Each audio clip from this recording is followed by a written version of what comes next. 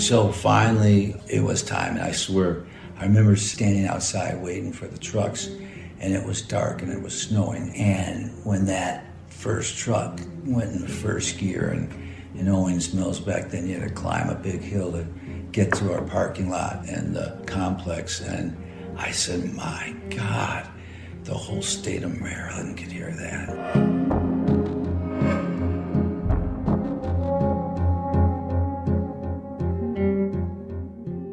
The day is Wednesday, March 28th, 1984.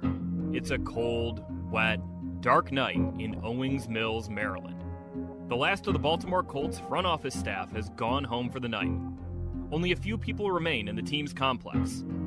And they're taking everything off the walls, shoveling whatever they can into boxes, and, under the cover of secrecy, working to move an NFL franchise. As a snowy darkness envelops this Baltimore suburb, those famous trucks pull up. The image of those green trailers with the yellow logo of a ship, the Mayflower, are still seared in the minds of Baltimoreans old enough to remember the night their team left. The Mayflower moving vans were haphazardly and quickly loaded up throughout the night. Then one by one as dawn broke, they left, taking the Colts with them to Indianapolis. While the Colts had been rumored to be looking to leave Baltimore for years leading up to 1984, the clandestine speed with which they exited the Mid-Atlantic was absolutely a surprise. Matt Buzza was a wide receiver for the Colts at the time, and he was back home in Walnut Creek, California, when he popped on a sports-only news channel that was still in its infancy, only to find out he'd be living somewhere else that fall. ESPN was just getting going, and I think Chris Berman, had a full head of hair, and he was doing his ESPN broadcast, and they showed the Mayflower vans pulling out in the middle of the night, and I had to do a double take, and I was like, oh, wait a minute. You've probably seen the images of Mayflower vans pulling out of the Colts complex in Owings Mills that night, or rolling into Indianapolis the next day as Mayor Bill Hudnut triumphantly waved them on. You might remember the glory days of the Baltimore Colts, or going to games at the Hoosier Dome. You might have only become a Colts fan after Peyton Manning got to Indianapolis. I'm JJ Stankevitz, team writer, podcast host, and stadium PA announcer for the Indianapolis Colts. And I set out to explore the answer to a question, one which I've wondered for a while. Why are the Colts here in Indianapolis? I'm excited to share what I found with you over the course of 4 episodes of the Move podcast here on the Colts Audio Network. Because the story of why the Colts are here in Indianapolis, and have been for 40 years, is not your run-of-the-mill tale of an American sports franchise picking up and leaving. This is a story of how a football team that ran through the fabric of one city became a driving force of civic pride in another. This is a story of political intrigue, political failings, and political risk-taking. This is a story of a crumbling stadium and a brand new dome. This is a story of loss and gain. This is the story of why the Colts left Baltimore, why they wound up in Indianapolis, and why maybe the most infamous move in American professional sports history happened in the middle of the night on March 28th, 1984. I saw my father cry twice in his life. My father was born in 1919. He died in 92. I saw him cry when his sister died, and I saw him cry when the Colts left town. When the Colts arrived, it was as if Indianapolis had arrived. This is episode 1 of The Move, Baltimore.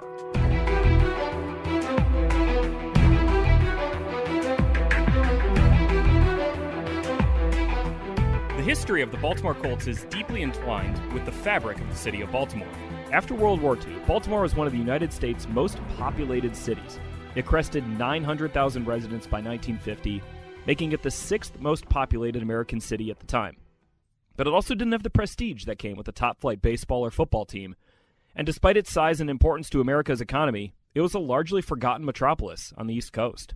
We were a whistle stop between New York and Washington, D.C. That's John Ziemann, a Baltimore native whose knowledge of and love for his city run deep. You just went through Baltimore. You didn't stop.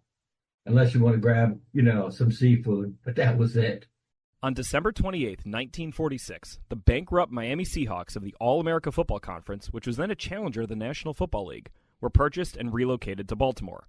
Baltimore had been trying and would continue to try to get an NFL team, but according to Ziemann, they were blocked by their powerful neighbors to the south in Washington, D.C. Washington, D.C., of course, had the NFL's Redskins. They arrived in 1937, and they had Major League Baseball's Senators, a charter member of the American League, in 1901. So Baltimore was left to prove to the rest of the sports world their ability to support a franchise in such close proximity to the country's capital, despite the two cities having completely different cultural vibes. When Baltimore finally got their shot with the Miami Seahawks in 1946, a contest was held to name the team.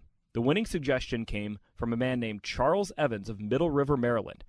The team would be named the Colts, owing to the annual Preakness Stakes in Baltimore. Wearing green and silver uniforms, yep, green and silver, the Colts played 3 seasons in the All-America Football Conference.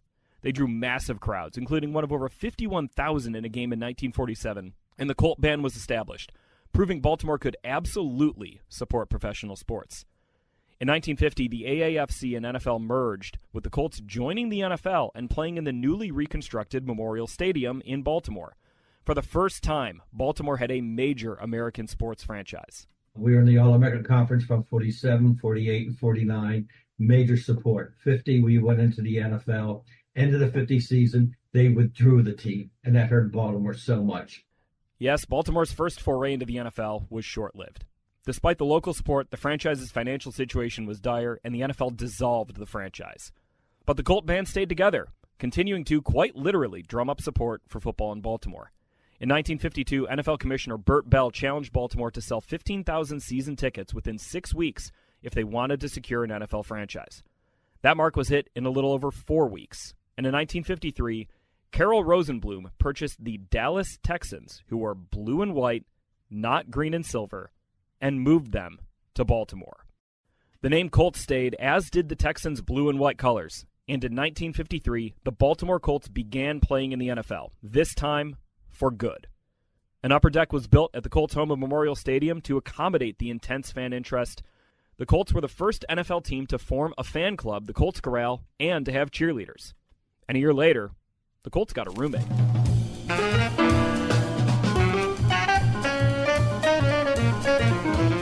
By the 1950s, the city of St. Louis was unable to support 2 baseball teams. The Cardinals were by far the more popular club, so the city's other team, the Browns, packed up and moved to Baltimore in 1954, sharing Memorial Stadium with the Colts.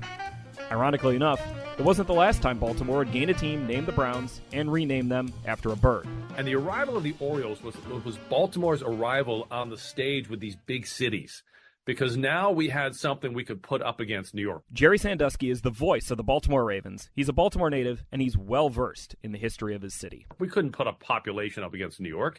We couldn't put up geography against Philadelphia. We certainly couldn't put international impact up against Washington, D.C.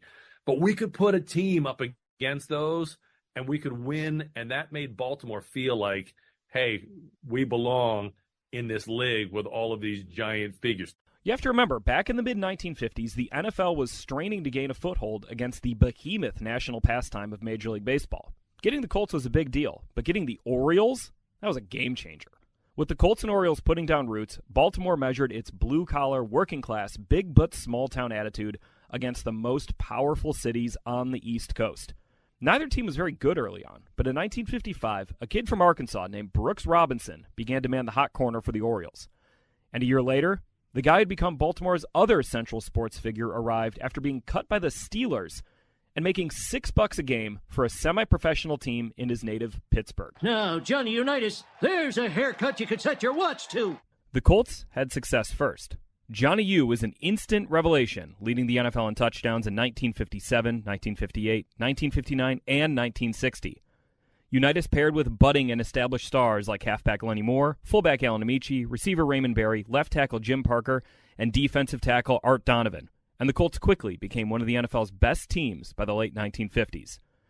And in 1958, Baltimore, with its shipyards and factories and fishermen, finally had its chance to go up against New York celebrities, Broadway stars, and cavalcade of American sports legends. The 1958 NFL Championship was the Colts against the New York Giants. Day that none of us will ever forget was Sunday, December the 28th.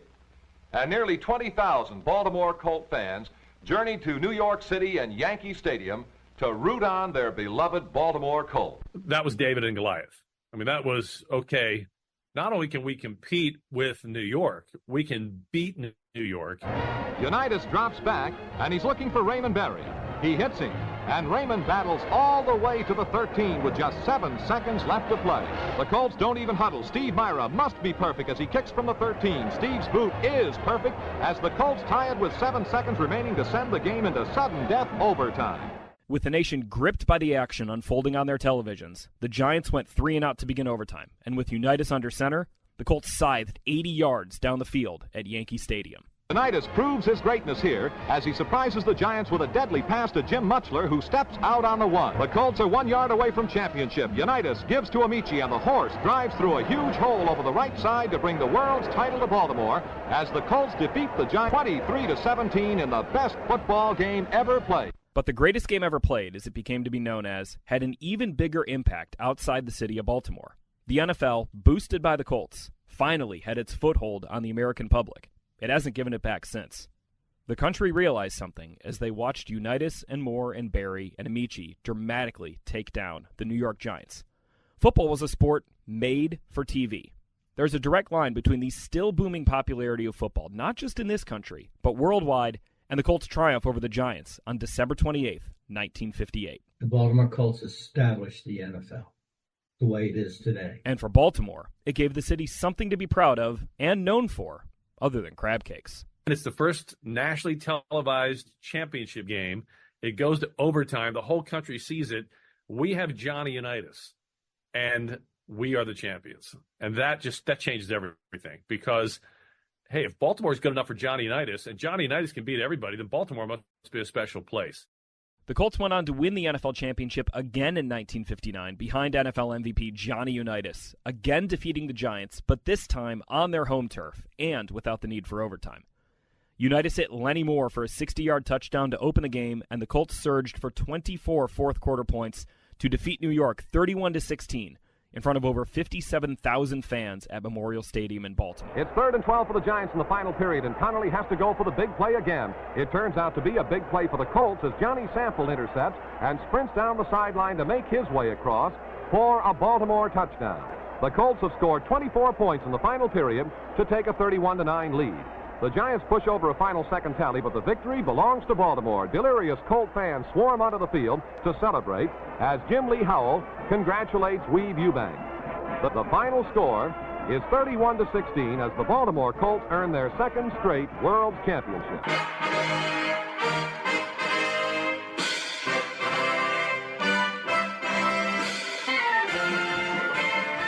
While Baltimore was a big city, it had a tight-knit, we're-all-in-this-together feel to it. Colts players put down roots in the community, and they weren't just football superstars. They were neighbors and business owners, and in some cases, they could have been your coworker in the offseason. Look, Johnny Unitas made more money than the average person, but maybe twice as much. He still cut his own lawn. You could go for a drive, and you could see Jimmy Orr, who lives, a neighborhood next to yours. You saw these guys at the grocery store. They worked in the community because they had to.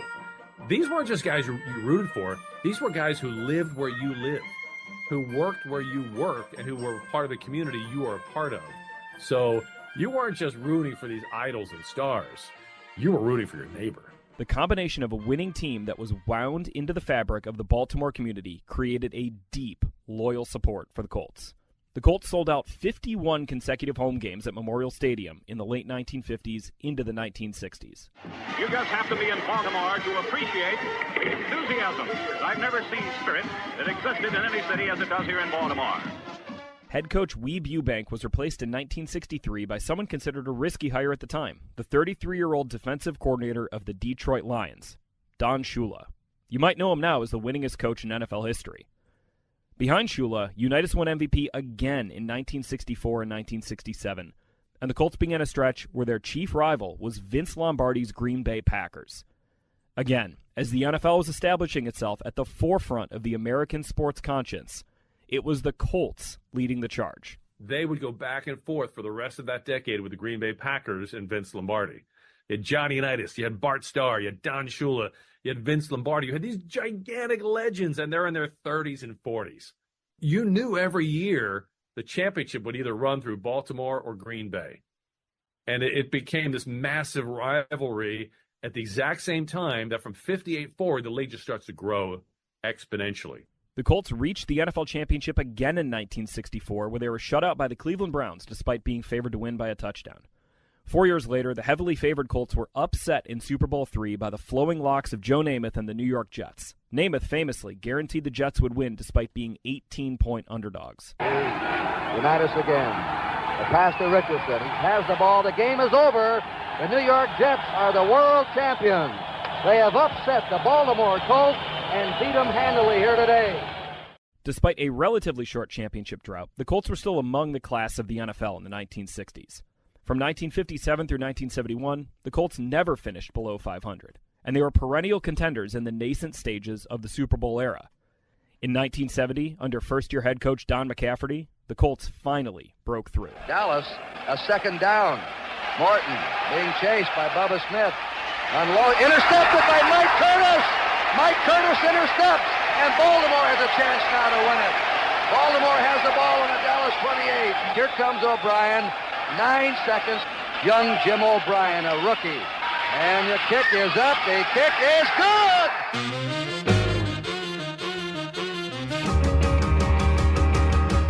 The Colts' 16-13 triumph over Tom Landry's Dallas Cowboys delivered a third championship and first Super Bowl to Baltimore within 2 decades of the team's founding. And by the spring of 1971, almost the entire American sports landscape revolved around Baltimore. The Colts were Super Bowl champions. The Orioles, behind nationwide stars like Brooks Robinson, Frank Robinson, and Jim Palmer, dominated the Cincinnati Reds in winning the 1970 World Series. The Baltimore Bullets, led by future Hall of Fame center Wes Unseld, reached the 1971 NBA Finals.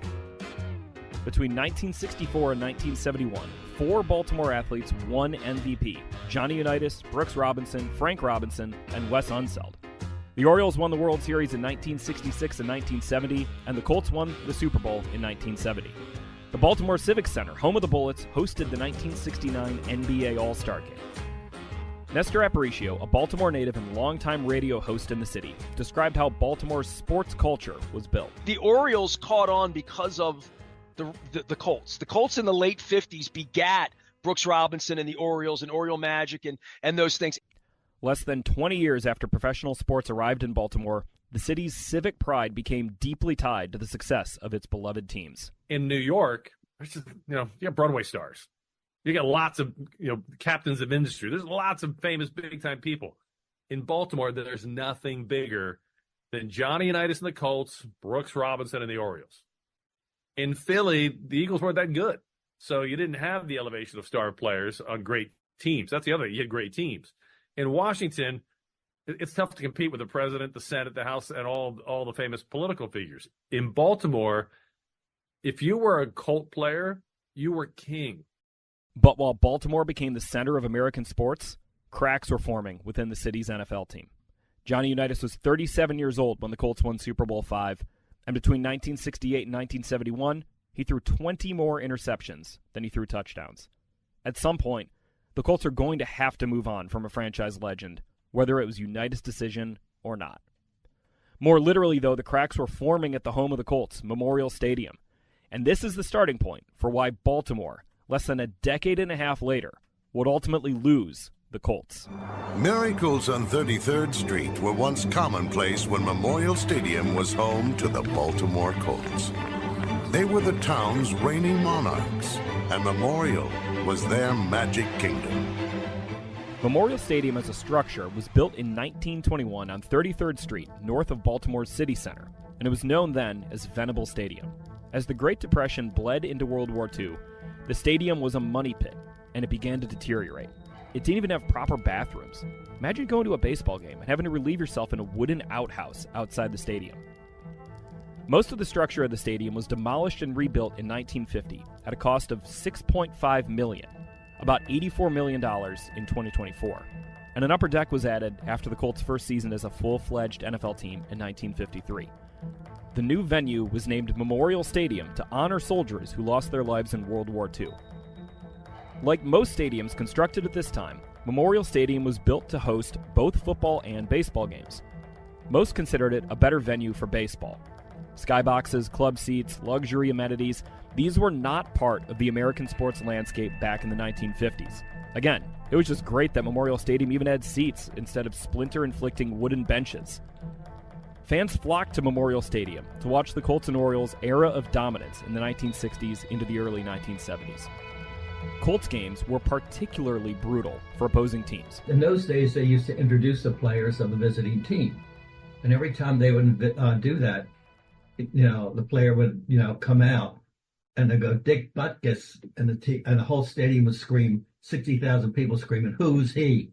And when the fight song came and the band played the fight song at the pregame show, you couldn't hear it.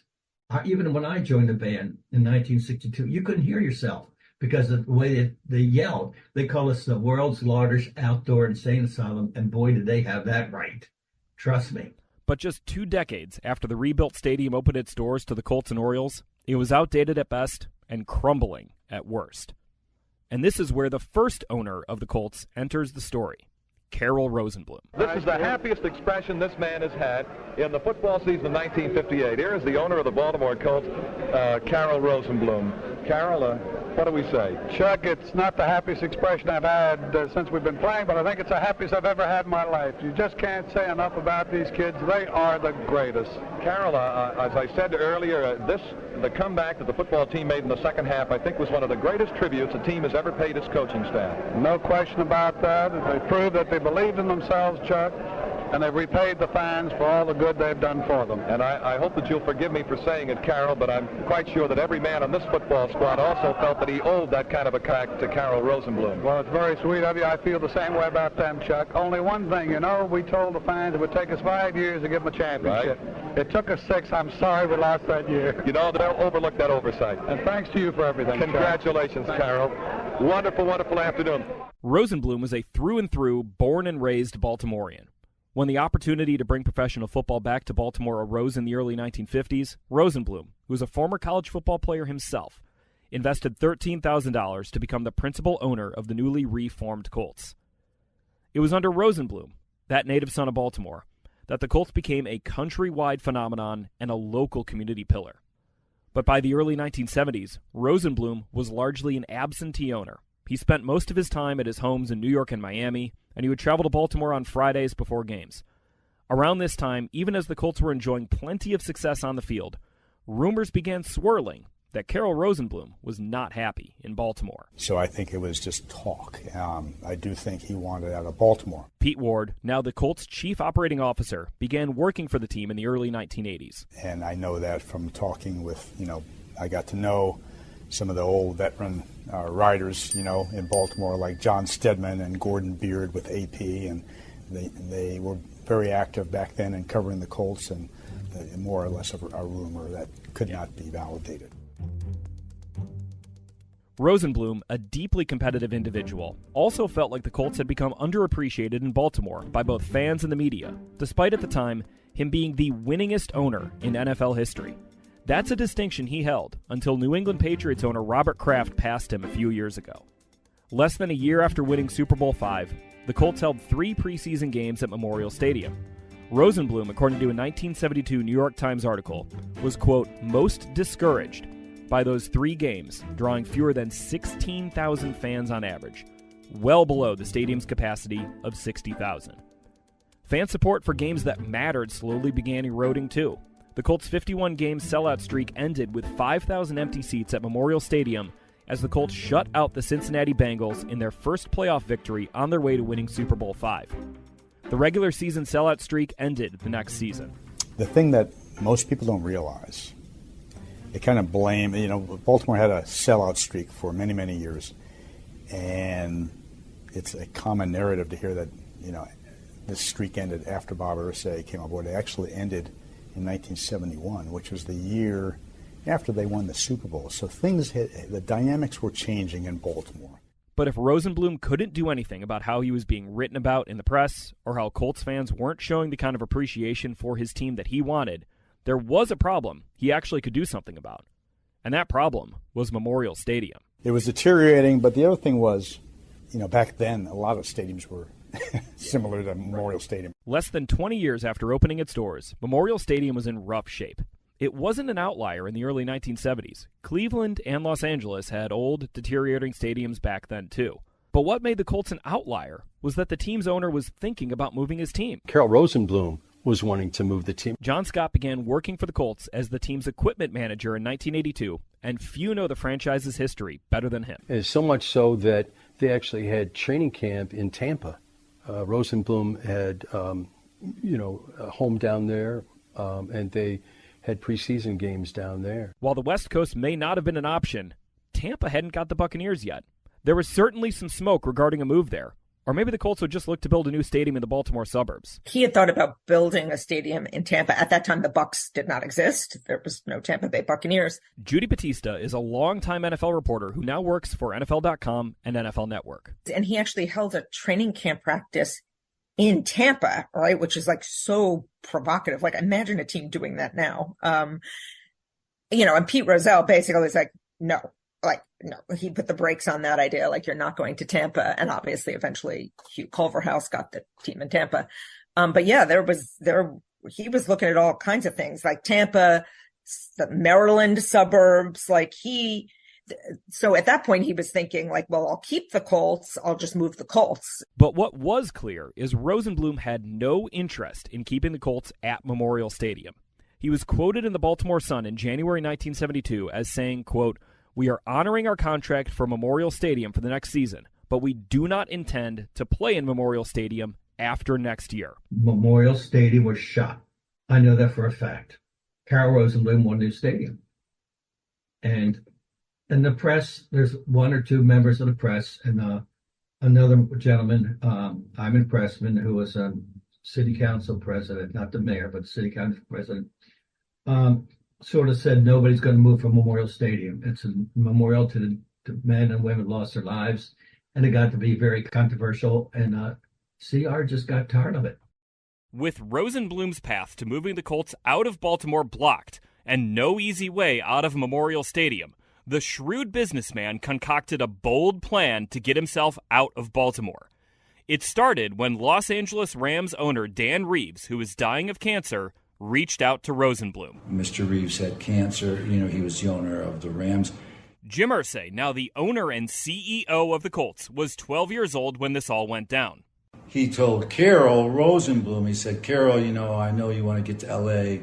Just want to let you know, that I have cancer and I don't have much time." So Carroll took that in and was a pretty good mover and shaker. And so basically kind of cultivated a deal, talking to Rozelle and his other owner friends. With the opportunity to buy the Los Angeles Rams, Rosenbloom found his escape hatch from Baltimore. This was not an owner, he was not one of the more quiet, self-effacing owners in NFL history. This was an owner who was used to getting his way. Once he became disenchanted with the situation in Baltimore, and he sort of had it in his head that he probably needed to get out of Baltimore somehow, either with the team or him getting out of Baltimore with somebody else. It was inevitable that was going to happen. It was just a question of how it was going to happen, because this was somebody who was very used to getting his way, as most NFL owners are. The problem was if Rosenbloom sold the Colts and bought the Rams, he'd have to pay about $4.4 million in capital gains taxes. That's about $32 million in today's dollars. So someone behind the scenes came up with an idea. Why don't we find a buyer for the Rams and have them trade the franchise to Rosenbloom in exchange for the Colts? Initially, Rosenbloom found a pair of buyers who were interested in the idea, but their funding fell through to the point they'd need another person to step in with cash to acquire the Rams. That other person was a Chicago businessman who had just sold his company and a few years prior had dabbled in the thought of buying the Montreal Expos. More than anything, this businessman wanted to own a major league team. His name was Robert Irsay. As it turned out, these two gentlemen did not have quite enough money. I think the number was $19 million that they had to get to, and these two guys didn't have enough money. And so Robert Irsay was brought into the picture. So it was a big number. He was going to buy a minority interest around 30% roughly. And it's surprising because these days I don't think I'd see it happen. But he literally went, to the closing and all those sort of things. The other guys backed out. They met in a New York coffee shop, and he thought Jim Irsay told it really funny when I talked to him, like, Robert Irsay shows up at this coffee shop thinking like, okay, I'm going to put in 30%. And then as it turns out, the other two guys are like, yeah, we're out. And so the whole bill is on Robert Irsay. Robert Irsay's bankers, though, were willing to lend him the difference in cash needed to purchase the Colts, which was about $14.5 million. As Jim Irsay explained it, these were the days before the NFL implemented a debt ceiling on purchases of teams. There were no rules for how purchasing a team could be financed. And so Robert Irsay signed away every last dollar he and his wife had to buy the Rams. He would get the difference in franchise value between the Colts and the Rams back as part of this remarkable trade of franchises. But he would still be taking on significant debt. He, called my mom and she had a cosign, literally put everything he had into buying the Rams and trade him for the Colts. At least on his purchase for the Rams, he started off by making, $4.5 million because he got that with the Colts. So now you're into $14.5 million for the Baltimore Colts. So he was a riverboat gambler. Him and I, it's been a great father and son team. He just, if you go to Wharton's Business School or Harvard Business School, whatever, the first thing they're going to talk about is diversity. And so you don't usually put all your eggs in one basket. But he did, and off we went. But again, $5 million down, everything he had. He owed basically $10 million. So he owed double for what he paid for it. You can never do that now. And so, for the first and likely only time in NFL history, there was a trade of franchises. Robert Irsay, and Robert Irsay alone, would pay $19 million, the most ever for an NFL team at that time, to buy the Rams. He would then trade ownership of the Rams to Rosenbloom and assume ownership of the Colts.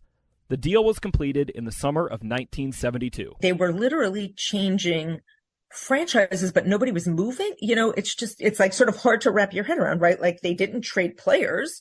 They didn't trade uniforms. They literally just said like, okay, you take this team, I'll take your team, and we go our ways.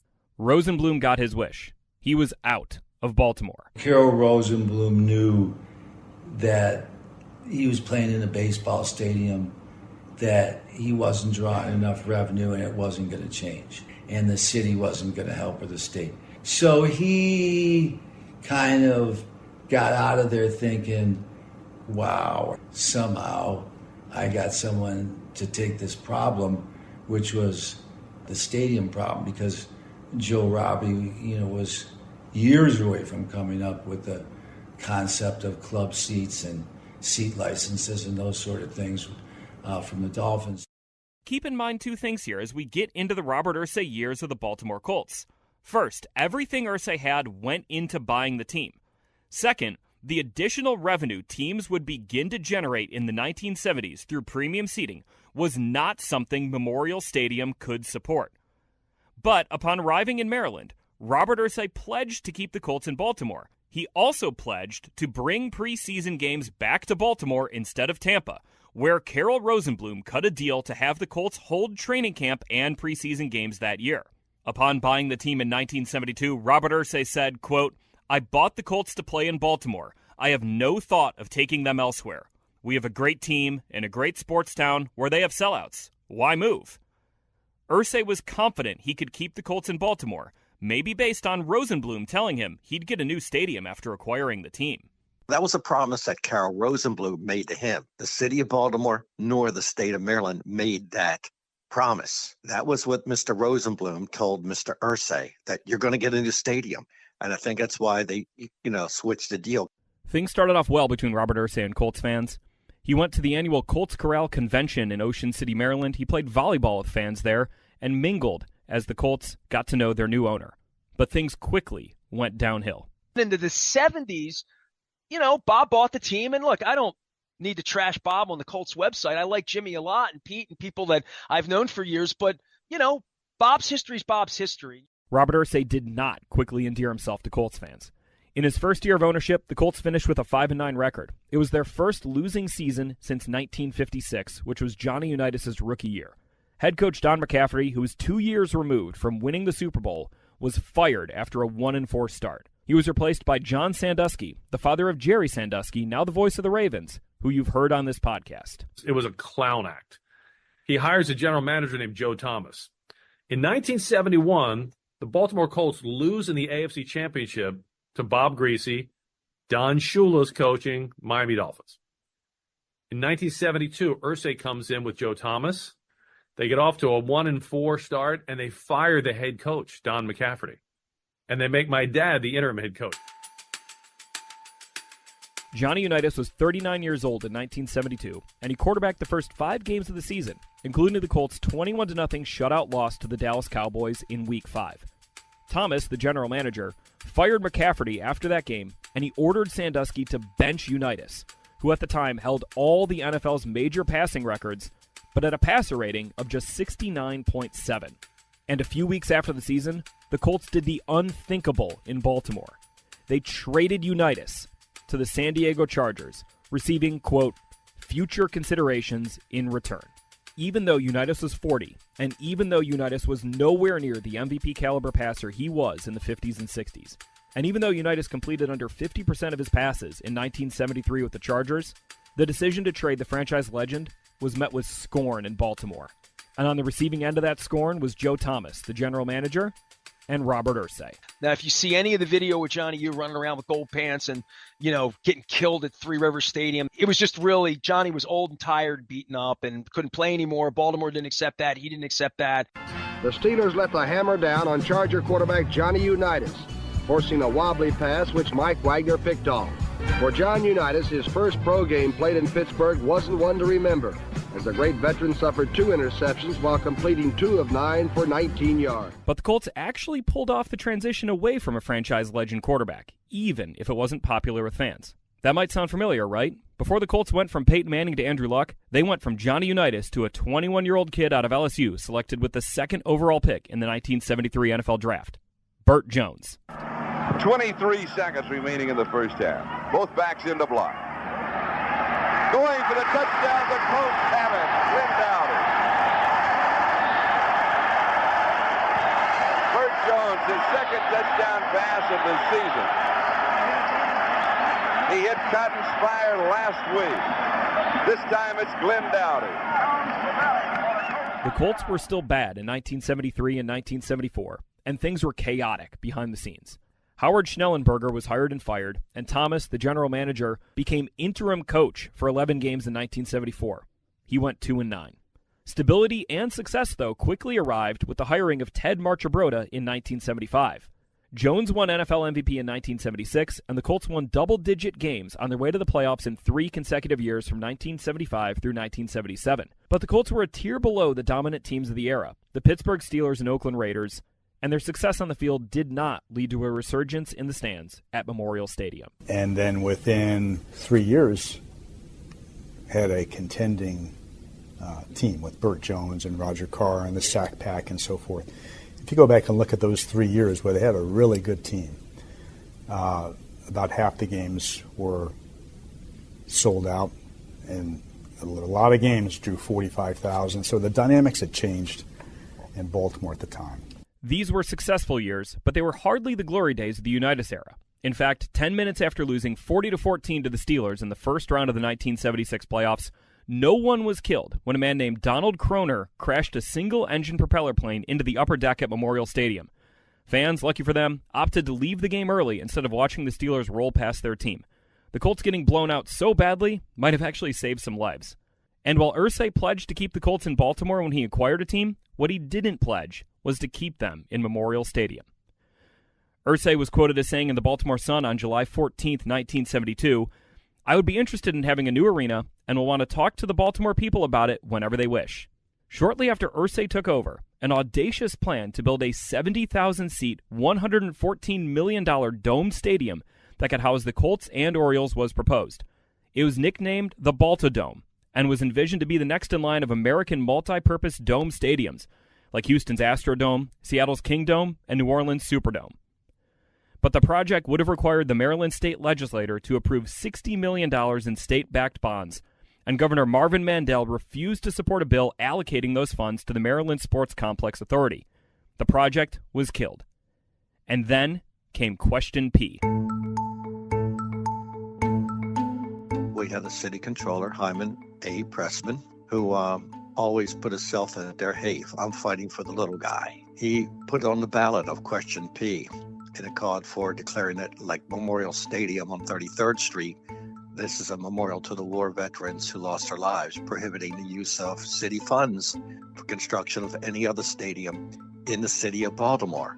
Unfortunately, Question P passed, and I think that was basically the situation where we lost building a stadium in the city of Baltimore. Effectively, it was a referendum on if Baltimore should or shouldn't build a new stadium for the Colts and Orioles. And it was hidden behind respecting the troops who died in World War II. That's politics for you.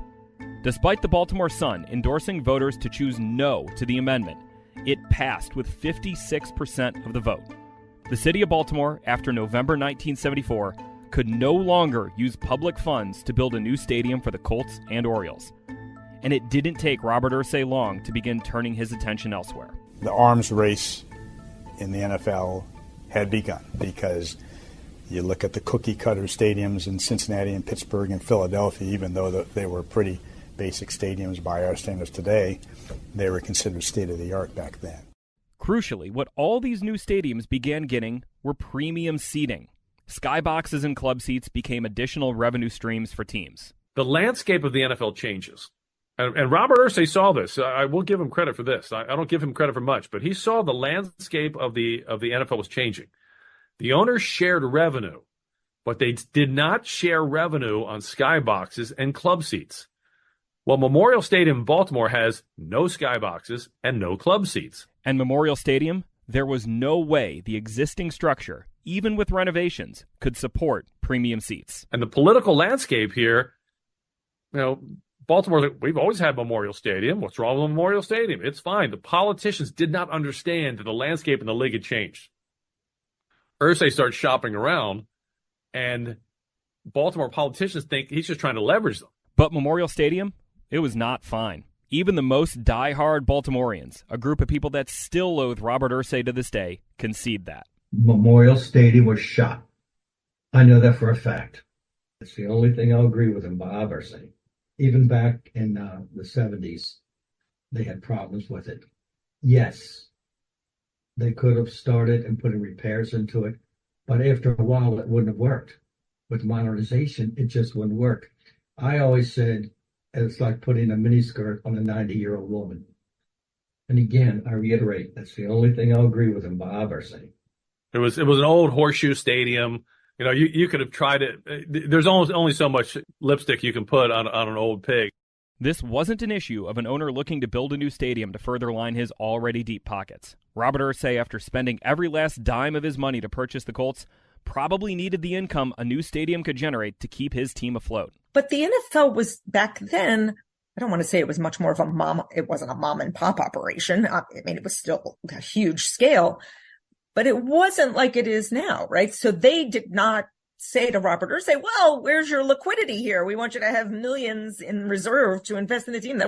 He put up everything he had to buy the team. So he did not have a lot of money left over, to build his own stadium. And he ultimately encountered a lot of the issues that ultimately led to Carroll Rosenbloom's disenchantment in Baltimore. Rumors of Irsay's desire to get out of Baltimore began circulating in the late 1970s. In 1979, a remarkable scene unfolded at the Gator Bowl in Jacksonville, which at the time was vying for an NFL franchise. My dad landing in Jacksonville, Florida, in some damn helicopter and getting out, before 60,000 screaming fans wanting the Colts. Bob did some untoward things. He flew to Jacksonville and ran around at the Gator Bowl. I have had a lot of people from Jacksonville who attended that event at the Gator Bowl in 1979. This went on for years, the tale of the team leaving. His dad famously went down to Jacksonville, and they flew him in on a helicopter at the 50-yard line. and the Jacksonville stadium is full.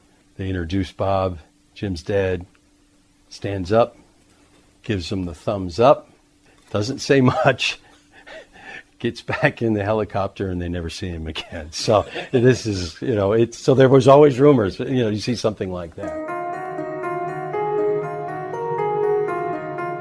For the most part, though, these early rumors were brushed aside by players, staff, and the people of Baltimore. Folks perceived Irsay as a chaotic individual. When he held press conferences, he would lash out, he would go off topic, and he would sometimes be under the influence. But even though the city of Baltimore had dealt with rumors of their team leaving for a decade under multiple owners, most people didn't think the Colts would actually pick up and leave. They didn't think that the NFL would ever let a historic franchise like the Baltimore Colts leave. And I think that might have been on Mr. Hyman Pressman's mind too. They'll never let the Colts leave. Never let the Colts leave. It always felt like it was going to be an acrimonious negotiation. But you have to remember, Robert Irsay in the media would show up to these press conferences and rambling, inebriated, making no sense whatsoever. It's a little bit like when they always threaten to shut down the federal government, and they always kind of figure it out. So the next time that threat comes along, you don't really put a lot of weight behind it. That's how this was playing out. But as Ziemann believes, because of the way Robert Irsay presented himself in public, there was little chance lawmakers would have been willing to work around Question P to build a new stadium, either in Baltimore or its surrounding suburbs. How can you, as a legislature, and you got to be answering to your people, that I want to back the stadium project, but every time we turn around, the owner is in other cities talking about moving the football team. How can you back that? I mean, I'm a voter. Yeah, I'm all for it. But wait a minute, he's talking about moving the team to another city. If he would have been more savvy, more public relations, more, I love Baltimore, I don't want to move. What can we do to make this happen? Okay, Question P was asked that we couldn't build a stadium in Baltimore City. It didn't say we couldn't put it in Anne Arundel County, Harford County, Baltimore County.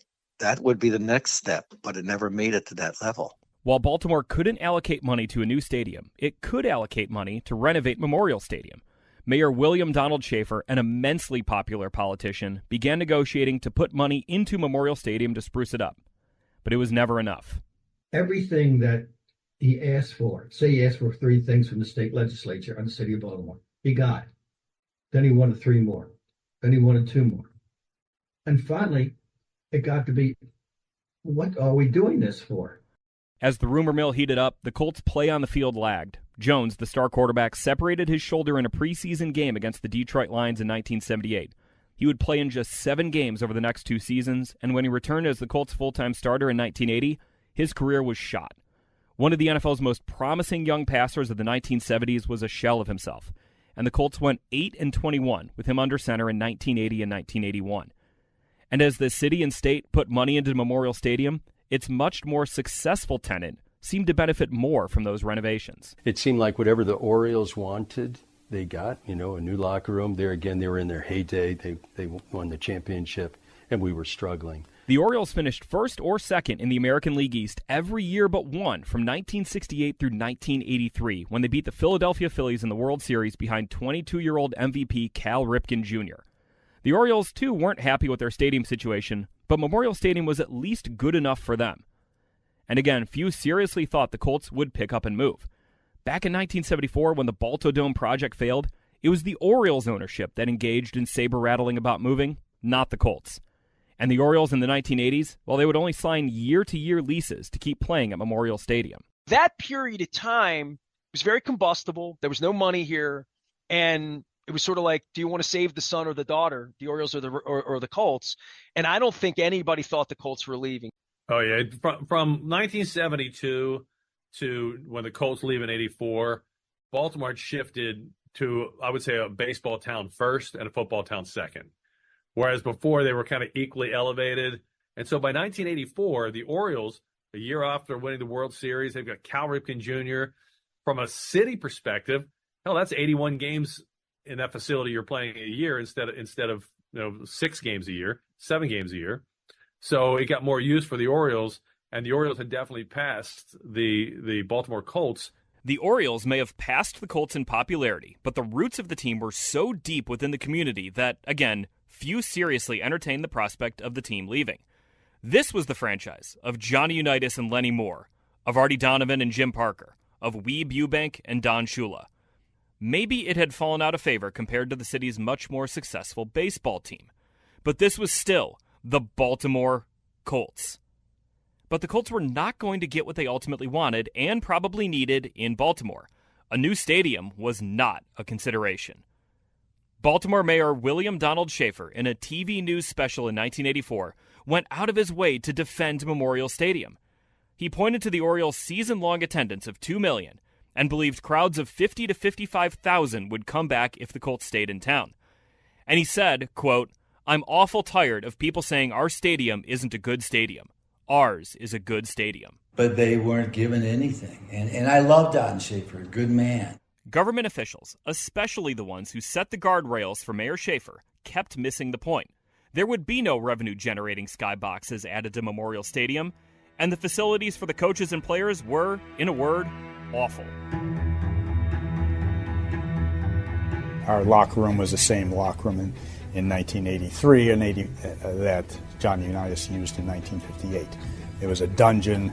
The plumbing was horrible. The clock on the wall didn't work, or the press box leaked when it rained. It was just a bad, crumbling stadium.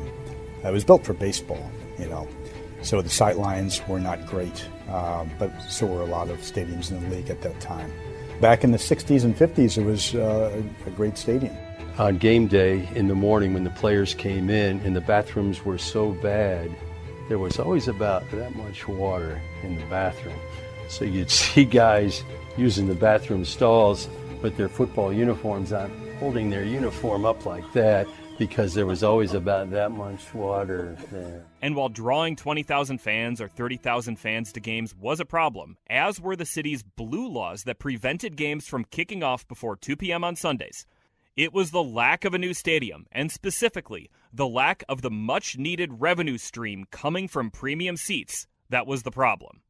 And then a few things happened on the other side of the country that helped set in motion a landscape where Robert Irsay could be free to pick up and move.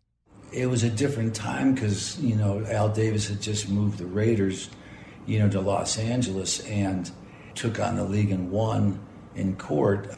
And so when my dad, because he wasn't one to really want to move, people think he did, but he didn't, but he had no choice. In 1979, Carroll Rosenbloom, the former Colts owner who traded the franchise to Robert Irsay, announced the Los Angeles Rams would leave the LA Coliseum for Anaheim Stadium in Orange County.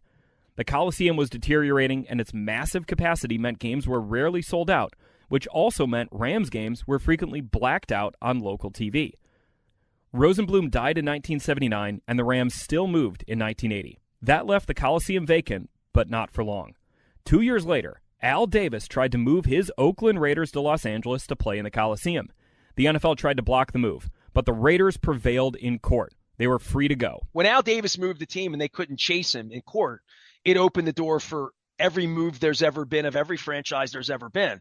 And Bob was one of the first ones to take advantage of that because Baltimore didn't have the money. Baltimore didn't want to put the money up. Baltimore had already lost the Bullets. Baltimore had been through white flight. Baltimore struggling to keep the baseball team, which was much more beloved at that point. Later, Robert Irsay would cite Al Davis moving the Raiders as a reason why he was not trying to move the Colts. In a press conference on June 2nd, 1983, Irsay said, quote, "The Colts could move tomorrow if they wanted to. They could have moved 6 months a year ago. When Al Davis moved, we could have moved. We are not moving. We didn't move." But the Colts indeed were talking to other cities. And even if Colts fans weren't able to comprehend the team actually picking up and leaving, the open flirtation with other cities wore on the fan base. How can you support a team when the owners in Phoenix go and say, "You want my Colts, make me a deal. You want in Jacksonville, you want my Colts, make me a deal. LA, you want my Colts, make me a deal. Memphis, you want my Colts, make me a deal." How can you support that? Through all this, Robert Irsay became a political punching bag. If you took his approval rating among the people of Baltimore, he probably would have been polling in the single digits. When Mr. Irsay's name came up, it didn't go in a favorable comment. He was hated. He still is to this day with the older fans. A lot of that was self-inflicted by how Irsay presented himself in public. He churned through coaches, he got players' names wrong, and he would occasionally overstep his boundaries as an owner. He was not a native son of Baltimore. He was a businessman from north of Chicago, even though his predecessor, Carroll Rosenbloom, was just as much of an absentee owner as Irsay was by the 1970s. And two, the fight to keep the Colts pitted Irsay against an extremely popular politician. The mayor of Baltimore at the time, William Donald Schaefer, was a much beloved mayor. He was an iconic figure. You can make a pretty strong case that his administration and the stadium authority, they misunderstood what Robert Irsay was really doing. Jane Miller, a longtime Baltimore TV reporter, recalled how deeply Schaefer cared for his city. His whole life was Baltimore. He was mayor from the 1970s through the mid-1980s when he became governor. And he served 2 terms as governor in Maryland. But his heart was always in Baltimore and in some ways trying to save Baltimore. The 1980 season ended with a crowd of just 29,936 watching the Colts lose to the Kansas City Chiefs. It was the lowest attendance for a regular season game at Memorial Stadium since the mid-1950s. A year later, the Colts won their season opener, lost their next 14 games, and then drew just 34,127 fans for their season finale against the New England Patriots. I was out there in 1981 and 82. I had a Pentax camera when the Packers came to town. I have pictures of James Lofton when there were 20,000, 30,000 empty seats. The Colts then turned in an even worse season in 1982. They went a miserable 0-8-1 in that strike-shortened season, and only 19,000 fans showed up for their season-ending blowout loss to the Miami Dolphins. It was just the 3rd winless season in NFL history. When we got there in 1982, we were at low ebb. I mean, they were at the bottom. They weren't drawing flies for a football-rich city. I mean, we weren't drawing. You went in the locker room, there was like a light that hung down on a cord. Seriously, a couple of nails to put your clothes. I mean, it was outdated. The fans still loved it, but they weren't coming. They were down. The team was really bad. So at that point in 1982. There was just bitterness. I mean, the franchise had hit bottom. The fans were angry. Bob was angry with the city. The city was angry with Bob. So by 1983, it was a franchise in turmoil, to put it mildly. Rick Venturi was in his first year as an assistant coach with the Colts in 1982. The guy who hired him was the team's new head coach, Frank Kush.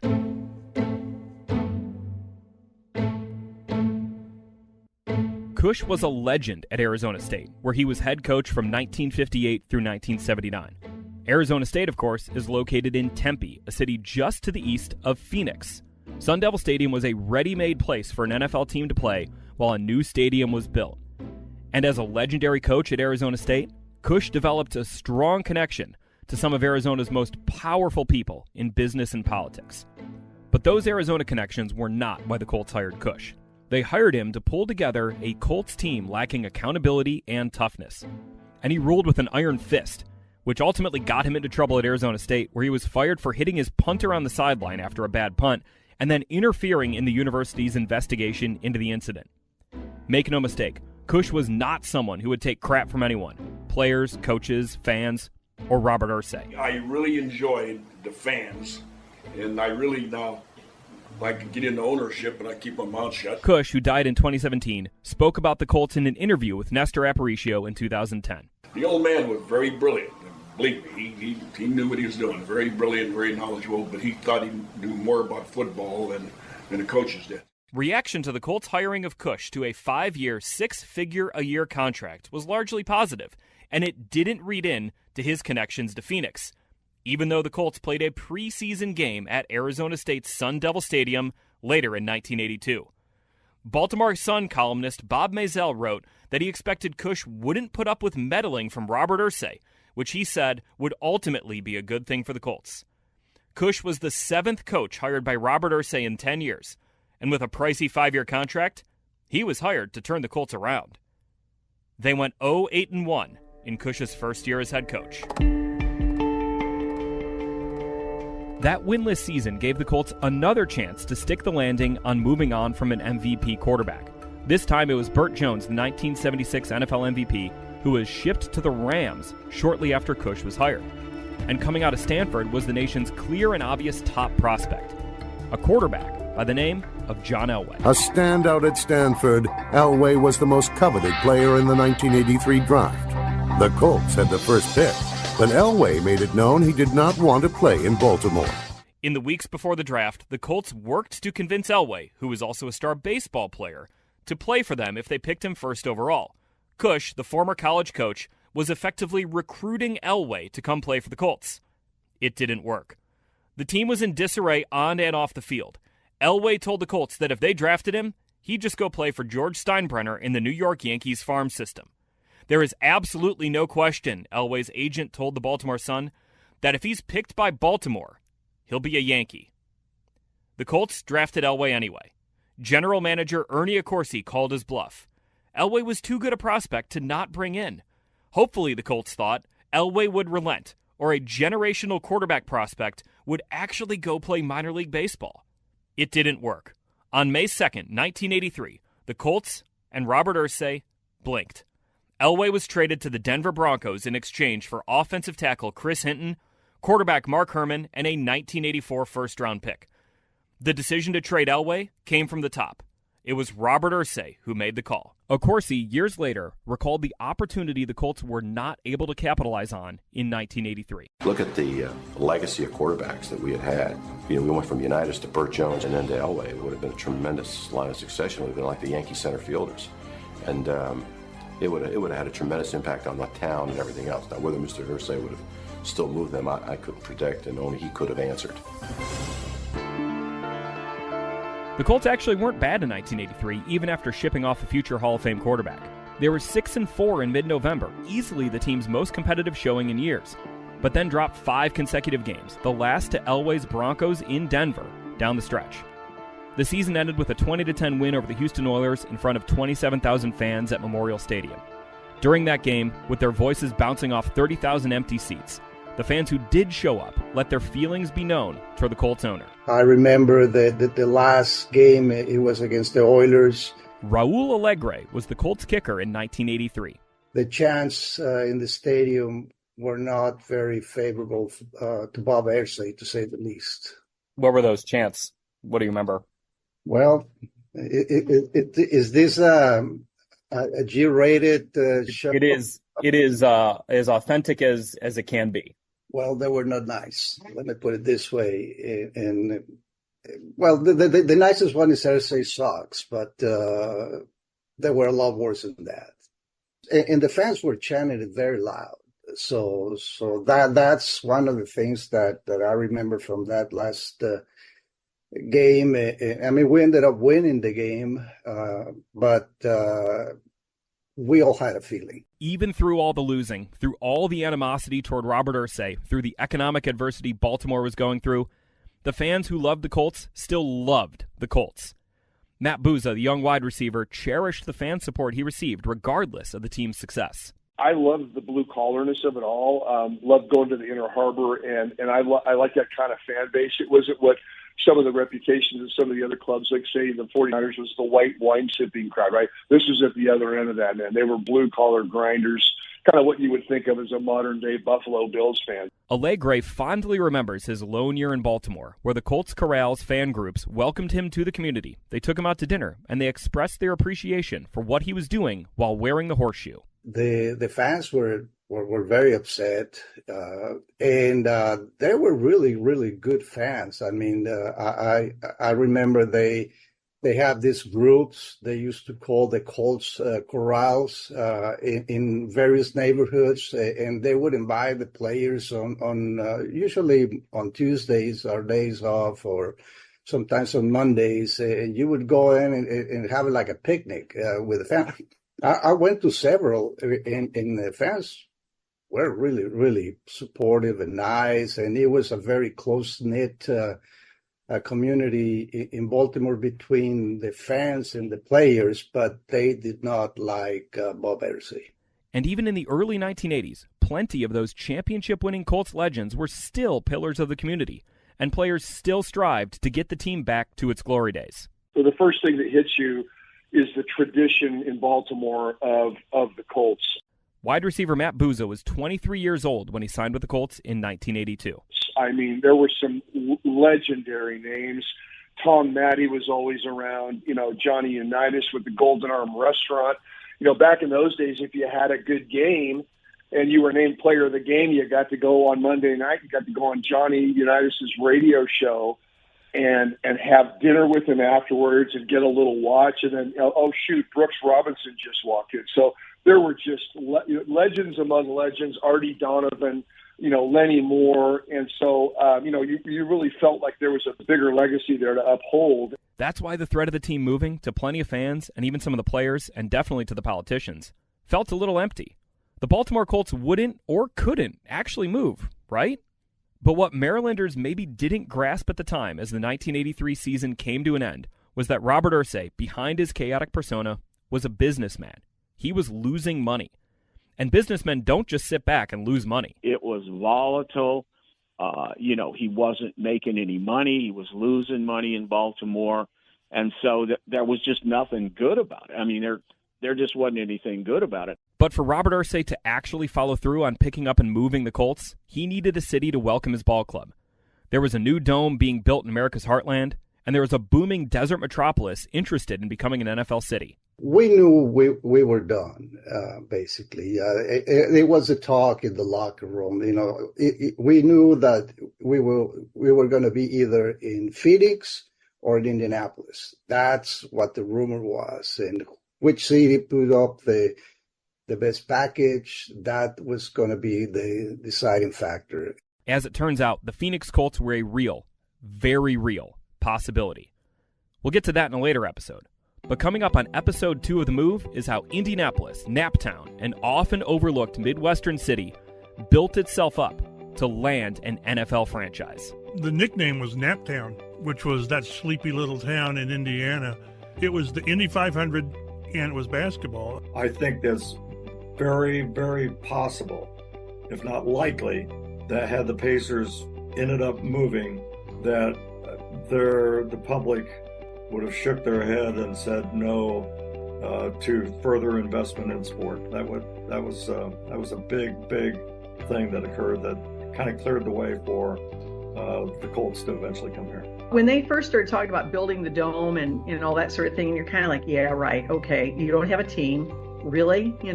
What's this going to look like? Indy just did something which is unheard of, is they built a new stadium, and back then a dome stadium, which there were very few of, and they didn't have a team. It's like, what? It's this incredible story of one thing building upon another.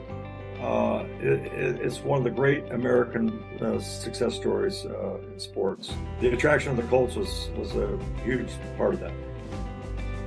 The story of how Indianapolis landed the Colts is coming up next on episode 2 of The Move, right here on the Colts Audio Network. The episode will be released on July 1st. Episode 1 of The Move was written and narrated by JJ Stankevitz and produced by Casey Valier. Amber Darrow, Dave Knickerbocker, and Matt Taylor contributed with research and editing.